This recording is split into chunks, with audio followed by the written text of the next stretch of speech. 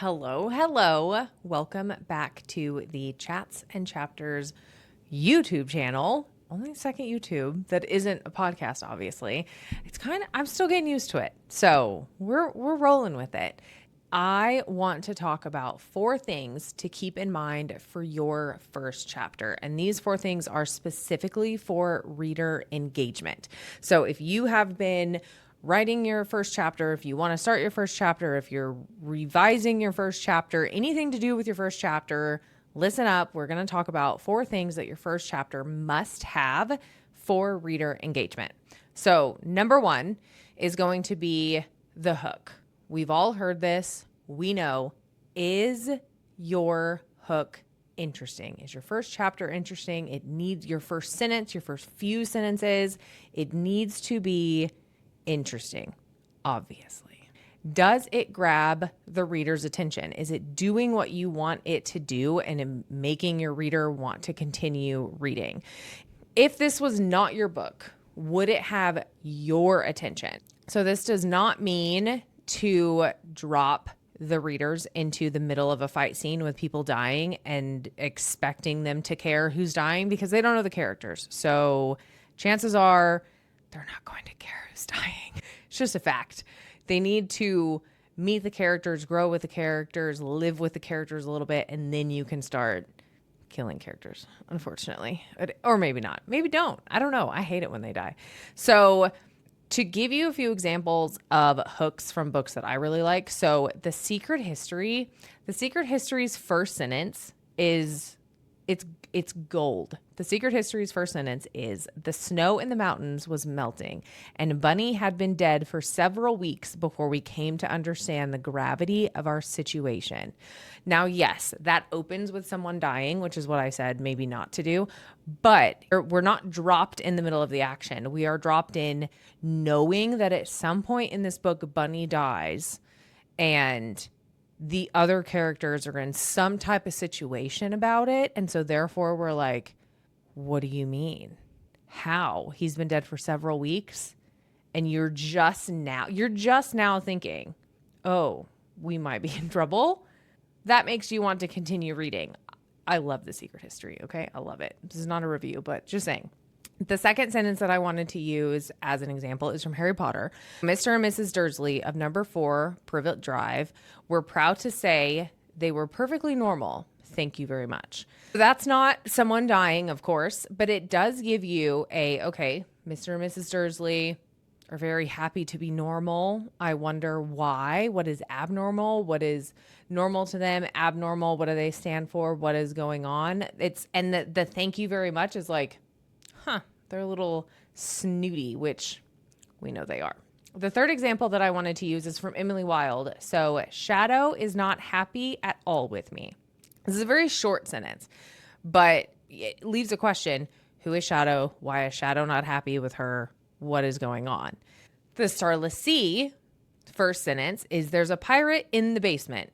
There's a pirate in the basement. Why is there a pirate in the basement? What pirate? What basement? Where? When?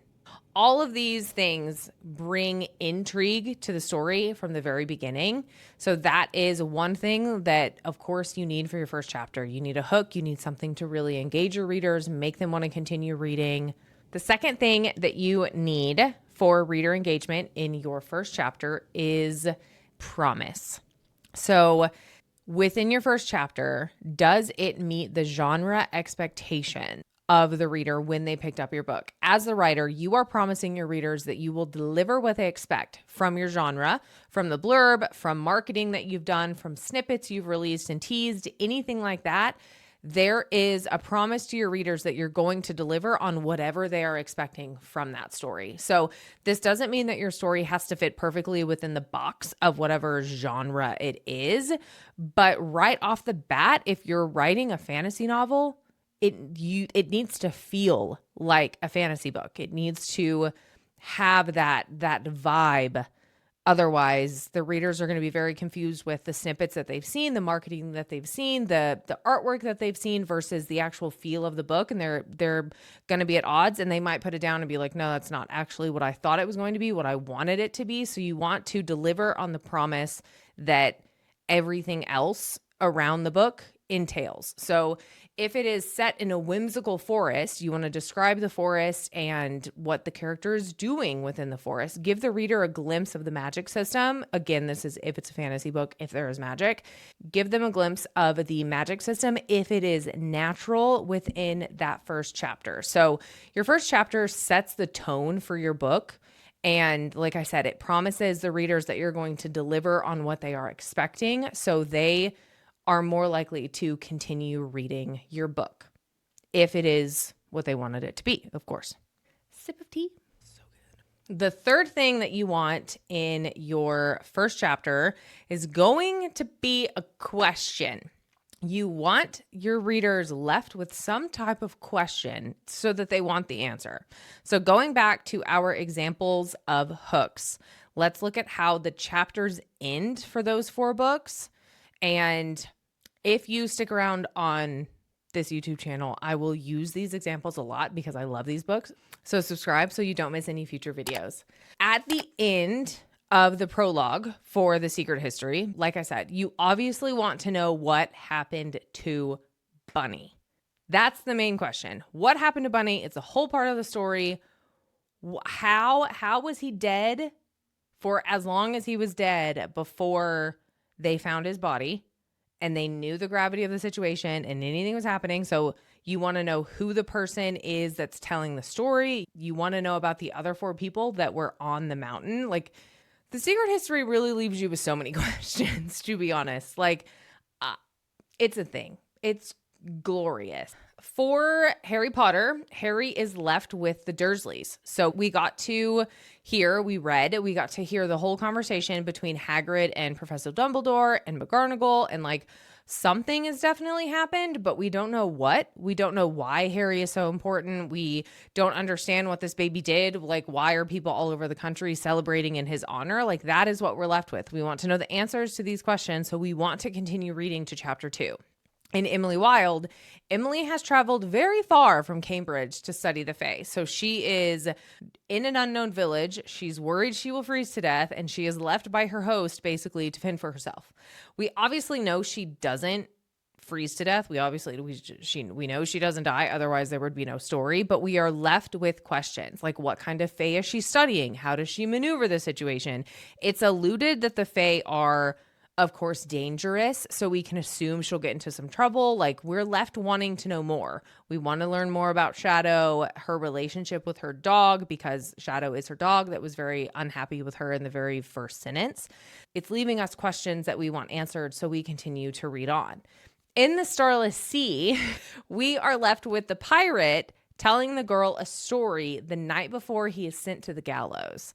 So there are books within the book in the Starless Sea. So this technically isn't chapter 1 of the main story, but this is the first thing that we read. So we are, of course, left wondering, what story does a pirate tell when he knows it will be his last story, because he knows he's being sent to the gallows? We want to know how this ties in to the main narrative, because the back of the book says absolutely nothing about a pirate. It says nothing about a pirate. So you read the first sentence, you read the first chapter, and you're like, how does this tie in to what the actual book is about? So you are left with more questions than answers, and you want to continue reading to find the answers to the questions. This is how you get readers. Flip them pages, okay? So all of this is to say, questions to ask yourself: does your first chapter leave the readers wanting an answer to a question or multiple questions, like a lot of these have? In my opinion, I always have a lot of questions. It's a disease. I don't know.